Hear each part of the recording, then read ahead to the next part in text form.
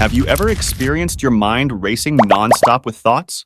You know, those moments when you just can't seem to shut it off, even when you're trying your best? What's even worse is that you might not even realize that this has become part of your system. Even the smallest things start to snowball in your mind. Because of overthinking, you might even develop insomnia and find your anxiety and stress levels skyrocketing. But fear not, there's still a solution here. And that's exactly what I want to share with you in this video. The lessons from the book, The Power of Now, by Eckhart Tolle. This book can be a game changer, helping you tackle a whole bunch of issues like overthinking, worry, anxiety, negative thinking, and more. Chapter 1. You are not your mind. Imagine your body as this supercharged machine, decked out with all the tools you need to tackle life's adventures. Just like any trusty tool, you gotta handle them with care and pop them back where they belong once you're done. But here's the kicker. If you run any tool nonstop, it's bound to wear out, right? Seems like a no-brainer. Yet, we tend to overlook giving a breather to our most powerful tool, the good old noggin. You ever notice that constant chatter in your head? Like, what if I don't land that dream job? Dang it, forgot to pay those bills again. Will I nail that exam? Oh man, my stomach's growling. What's for dinner? It's like our thoughts are on autopilot, and let me tell you, it's a sneaky little addiction. We toss around the word addiction when we just can't seem to switch off. Can you hit pause on those thoughts? Find the off switch for your brain? If not, you might just have an addiction, and believe it or not, it's taking a toll on you. And when I say it's killing you, I'm not speaking metaphorically. Overthinking is the ultimate culprit behind all sorts of headaches, stress, and general unhappiness. It's a common affliction we all seem to share, so much so that it feels totally normal. But think about it. If you saw someone blabbering their thoughts out loud on the street, you'd probably raise an eyebrow, right? But just because we keep our thoughts under wraps doesn't mean we're all that different. When you overthink, it's like getting stuck in a loop of negativity. Instead of you using your mind, it's like it's using you, turning you into a slave to your own thoughts. So, how do you kick this overthinking habit to the curb? Simple. Live in the moment, my friend. Be present. Because let me tell you, the present moment is where all the magic happens. Start practicing by tuning in to everyday tasks. Feel the water cascading over your hands as you wash them, savor the scent of the soap, listen to the soothing sound of the water, and relish the softness of that towel. At first, your mind might wander off, bringing up old memories or future worries. When that happens, just observe your mind without passing judgment or getting all worked up. Treat it like you're observing a buddy. No harsh critiques needed. The author calls this watching the thinker. By watching your thoughts from the sidelines, you'll soon realize that you're not defined by them. Nope, you're the one calling the shots. With a bit of practice, you'll find yourself chuckling at your mind's attempts to steal the spotlight, seeing through its tricks like a boss. Chapter 2. Consciousness.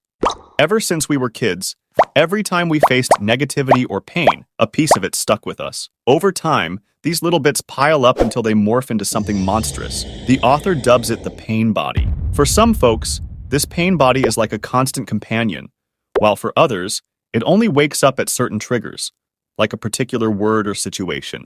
Ever said something innocent to someone, only for them to blow up in anger? Yeah, it's happened to us all. One little word can ruin your entire day, leaving you feeling down in the dumps or seething with rage. That's the pain body at work.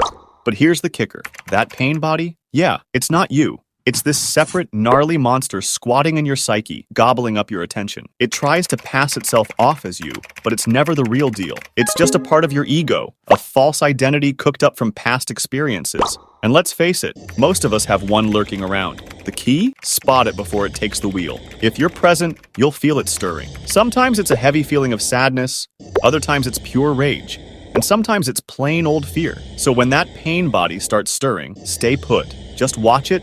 No judgment, no overthinking. The moment you clock that it's the pain body acting up and start observing, it loses its grip on you. Being present shines a light in that dark corner where the pain body lurks, and trust me, it can't stand the light of presence. Don't buy it? Let's try a little experiment. I'll zip it for a sec, and during that silence, tune into your thoughts.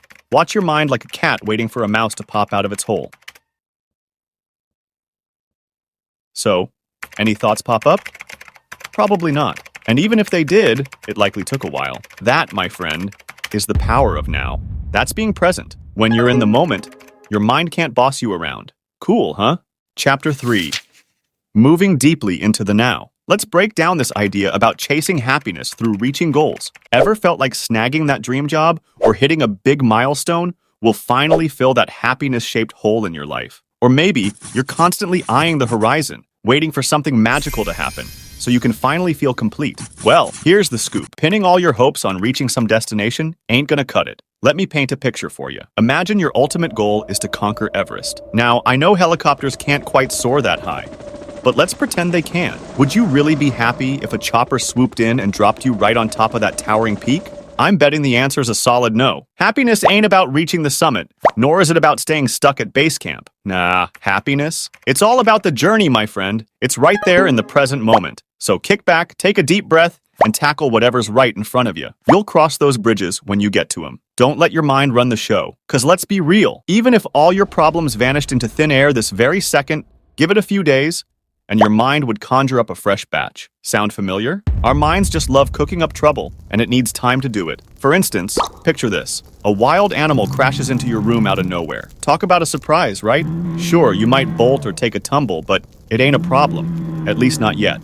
See, turning something into a problem, it takes time. Your mind's gotta chew on it, stew on it, and label it as a problem. Still not convinced? All right. Hit me with this. What's your problem right at this very moment? Not in an hour, not tomorrow, right now. Can't think of anything, can you? Because if you had a problem, you'd be out there solving it instead of hanging out here. Heck, the author even got letters from folks stuck in the slammer, saying they found a taste of freedom by asking themselves this very question. It's like a spotlight shining on the fact that, hey, you don't actually have any problems right here, right now. What you've got are situations to handle. And trust me, there's a world of different. Wrap your head around this, and it's a game changer. Personally, this part of the book was my big aha moment. So here's the deal. Zero in on the present. Start with baby steps. Little exercises like really tuning into the moment while you're cooking up a storm, waiting for that elevator to arrive, or enjoying a refreshing shower. These little moments add up, trust me. And hey, why not give meditation a whirl? Just 10 minutes a day can work wonders. It's like giving your mind a little spring cleaning and getting a peek at how it tries to pull the wool over your eyes. You'll catch yourself slipping out of the present moment now and then. But here's the kicker. The moment you clock it, you snap right back. That realization, that's a major win right there. Oh, and a little tip. If you're into audiobooks, and who isn't, I gotta give a shout out to Audible. Seriously, I've been using it for over 5 years, and it's been a game changer. You can even snag a 30-day free trial and nab yourself a free audiobook, whether it's this one or something else that catches your eye. The link's in the description. Just so you know, it's an affiliate link, which means I get a little something if you sign up through it. Doesn't cost you a dime, but it sure helps keep the channel running. But hey, you do you. If you'd rather just Google Audible and sign up on your own terms, that's cool too. Anyway, hope this video was a nugget of wisdom for you. Thanks for tuning in.